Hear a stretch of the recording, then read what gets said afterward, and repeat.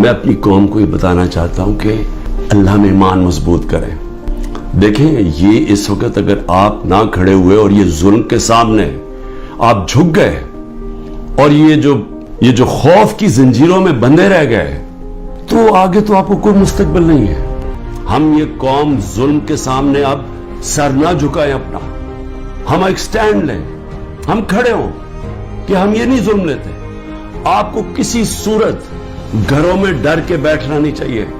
وہ اقبال کا ایک شعر ہے کہ ہے جرم ضعیفی کی سزا مرگ مفاجات, بزدلی کی سزا ہی موت ہے. یہ غیرت مند قوم ہے, یہ وہ قوم ہے. جب ہمارا ملک بن رہا تھا تو جو نعرہ تھا کہ پاکستان کا مطلب کیا,